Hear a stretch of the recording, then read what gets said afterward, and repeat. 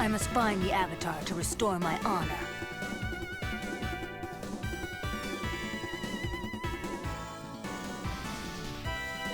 I'll show you lightning!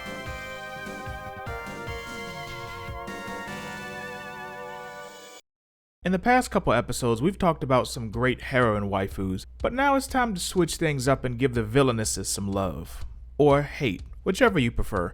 Probably both in regards to today's midweek waifu. Spoiler warning, by the way, for all 5 people who still haven't seen The Last Airbender. This is your one and only warning. We going in on all the things. You will be royally spoiled. But first, we gotta shout out the comment of the week from last week's episode on Chun-Li. Kalji says, I was wondering what Street Fighter animated film that fight scene was. Thanks for letting me know. Speaking of said fight scene, that was so well animated, man. Something about animation from the 1990s, especially the hand-drawn variety, is just chef's kiss. Cammy White might have a better costume and fighting style, but to me, I think Chun-Li is more tenacious and stronger. Can't wait to see what you put out next, man. And I can't agree more. Even though the anime movie is almost 30 years old, everything still holds up. Not only that, it's freaking beautiful. Glad I could give you some context for where that fight scene came from. Thank you again for that comment.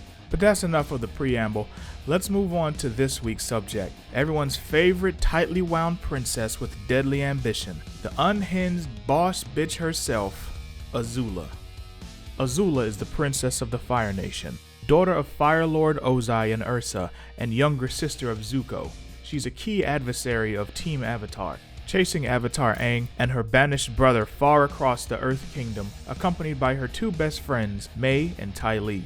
Azula is sadistic, manipulative, and obsessed with power. But Azula harbors deep mental instabilities, believing her mother loved Zuko more than her. Raised by her father in an environment without a mother figure, Azula had to be nothing less than perfect in her father's eyes in order to gain affection and attention from him.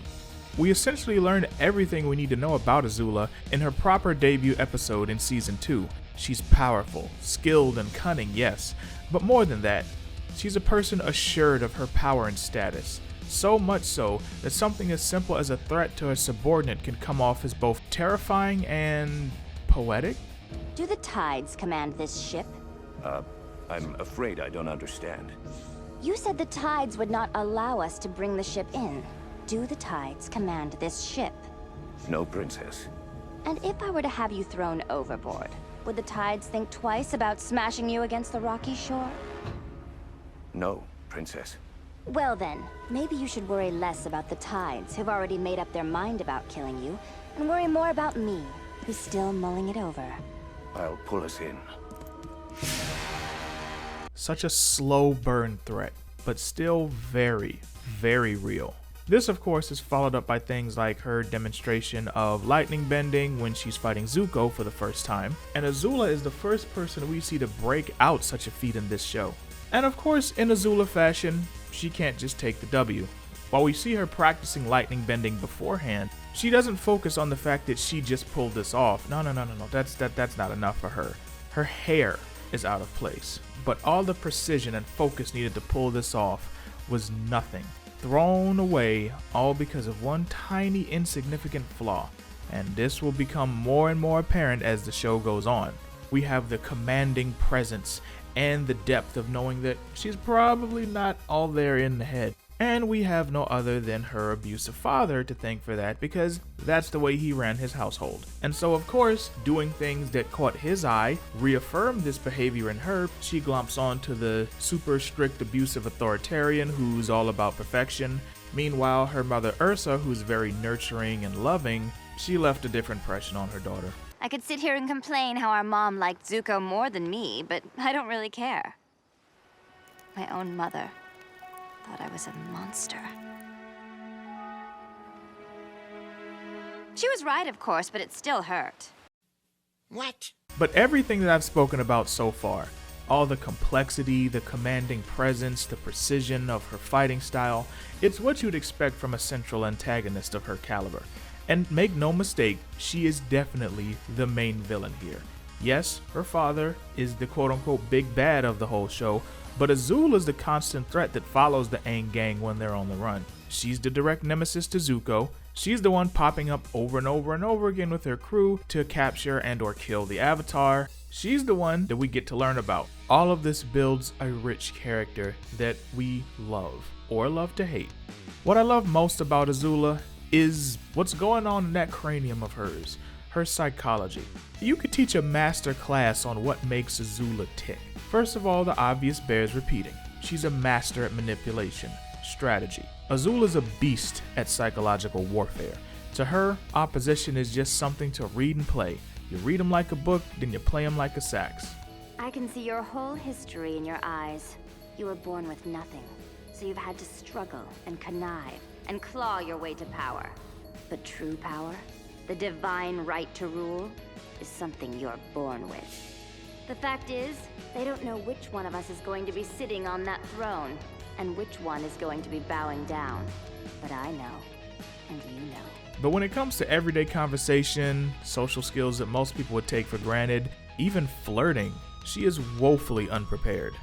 Yes, we've defeated you for all time. You will never rise from the ashes of your shame and humiliation. Well, that was fun. I heard you telling someone you'd be partying from dusk till dawn.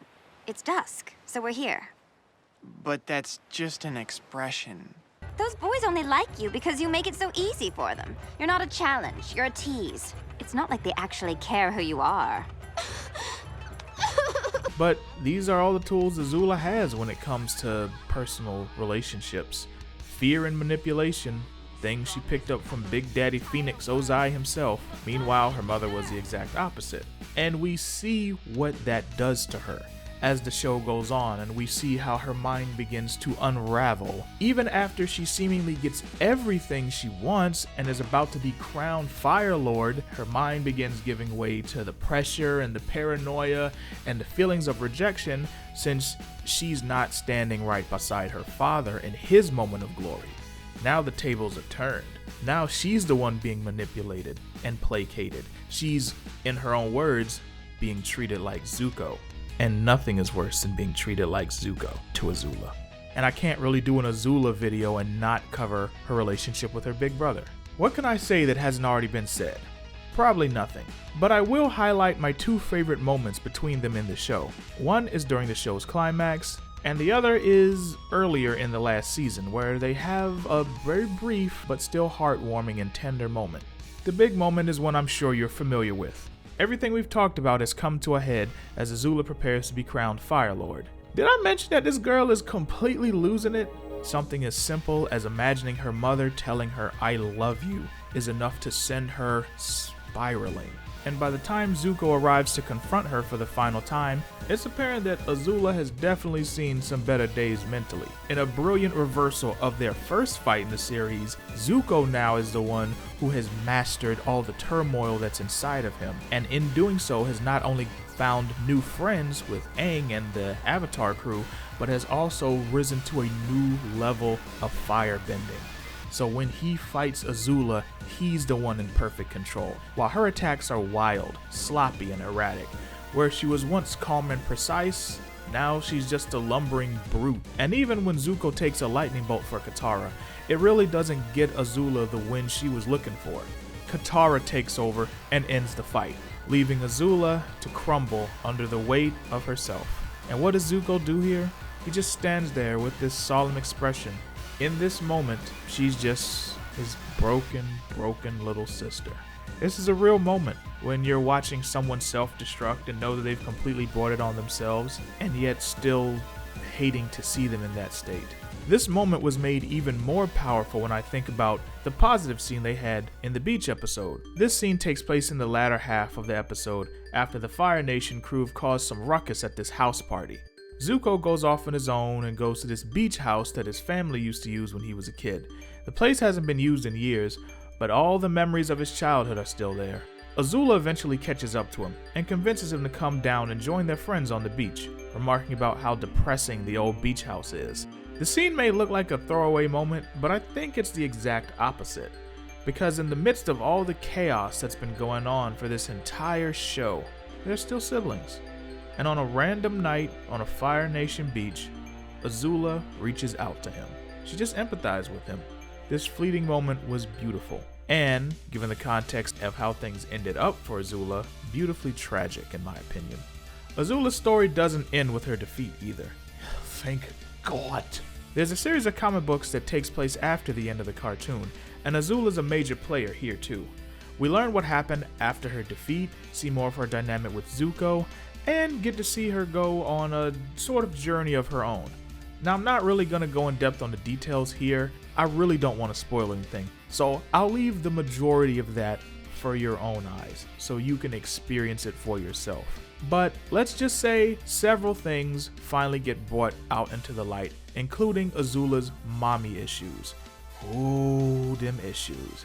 Unfortunately, she doesn't appear in The Legend of Korra, the sequel series to The Last Airbender. And on one hand, I hate that. I hate it so much. I wanted more Azula.